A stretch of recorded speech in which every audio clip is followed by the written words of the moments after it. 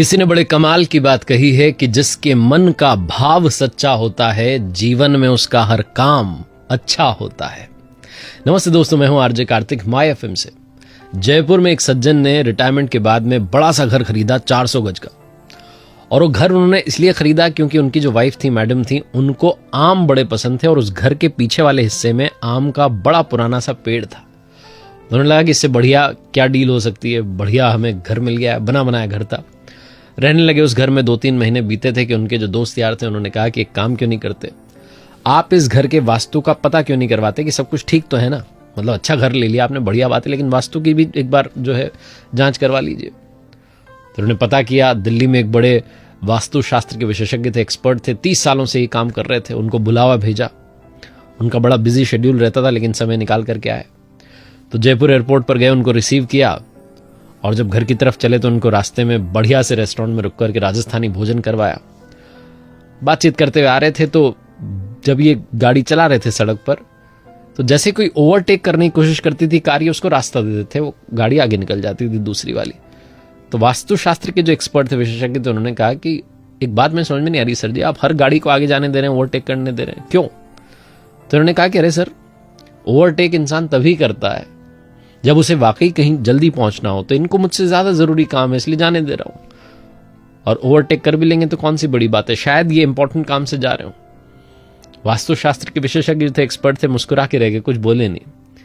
रास्ता कट रहा था, पहुंचने वाले थे और जैसे से आगे की तरफ बढ़ रहे थे, इनका घर आने वाला था, रास्ता थोड़ा संकरा होता गया, गली आने लगी। गली के मोड़ पर ही थे कि अचानक से एक बच्चा तेज दौड़ते हुए निकला और इन्होंने अपनी गाड़ी के ब्रेक लगा दिए। वो बच्चा निकल गया, क्रॉस कर गया सड़क, लेकिन रुके रहे, थोड़ा देखते रहे आगे की तरफ कि कोई और बच्चा तो नहीं आ रहा। और कमाल ये हुआ कि सच में एक और बच्चा दौड़ता हुआ निकल गया। वास्तु वाले जो एक्सपर्ट थे उन्होंने पूछा कि आपको कैसे पता चला कि एक और बच्चा निकलेगा।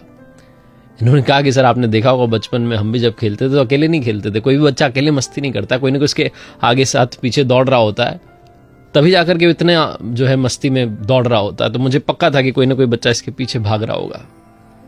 वास्तुशास्त्र वाले विशेषज्ञ फिर से मुस्कुराए, कुछ बोले नहीं। घर के दरवाजे पर पहुंचे तो उन्होंने देखा कि गार्ड ने दरवाजा खोल दिया, गाड़ी अंदर पार्क की और जैसे ही गाड़ी अंदर गई तो देखा कि 8-10 पक्षी जो थे पीछे की तरफ से उड़ते हुए जा रहे हैं उस पेड़ की तरफ से। तो इन्होंने कहा कि अरे सर कार में बैठे रहिए। बोले क्या हुआ? बोले हम आए, गाड़ी की आवाज आई है तो शायद वहां बच्चे होंगे और पेड़ पर आम तोड़ रहे होंगे, वो आराम से उतर जाएं, अपने अपने घर चले जाएं, क्योंकि अभी पक्षी उड़ के गए तो मुझे लगता है कि पक्का पीछे बच्चे आए हैं आम लेने के लिए। उन्हें लगता है कि वो आम चुरा रहे हैं, मुझे लगता है कि वो आम लेकर के जा रहे हैं। तो हम यहीं रुके रहते हैं, पहले बच्चे अपने अपने घर चले जाएं, फिर हम कार से उतरेंगे और चलेंगे, वरना हो सकता है हड़बड़ाहट में बच्चे गिर जाएं, चोट लग जाए। वास्तुशास्त्र के जो विशेषज्ञ थे उन्होंने कहा कि सर बुरा मत मानिएगा, बस ये कहना चाहता हूं कि आपको आपके घर को किसी भी एक्सपर्ट की, विशेषज्ञ की जरूरत नहीं है, आपके यहां का वास्तु बहुत अच्छा है। बोले क्या बात कर रहे हो, आपको तो मैंने इतनी दूर से बुलाया, आप समय निकाल के आए। बोले तो मेरा अहोभाग्य कि मुझे आप जैसे नेक दिल इंसान से, सुलझे हुए इंसान से मिलने का मौका मिला, जो हमेशा अपने से पहले दूसरों का ख्याल रखता है, दूसरों की खुशी का ख्याल रखता है। आपने ओवरटेक करने दिया क्योंकि आपको लगा सामने वाला जल्दी में, बच्चे का इंतजार किया कि दूसरा भी बच्चा निकल जाए, और यहां फिर से इंतजार कर रहे हैं कि बच्चों को चोट ना लग जाए।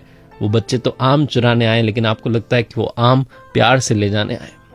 जो इंसान अपनी खुशी से पहले दूसरे की खुशी रखता हो, उसके घर में वास्तु दोष हो ही नहीं सकता है। बहुत छोटी सी कहानी जो सिखाती है कि लाइफ में अगर आपके मन का भाव सच्चा है तो आपकी लाइफ में आपका हर काम अच्छा है। देखते रहिए मेरे साथ हर सोमवार सुबह 9:30 बजे एक नई कहानी और हर शुक्रवार सुबह 9:30 बजे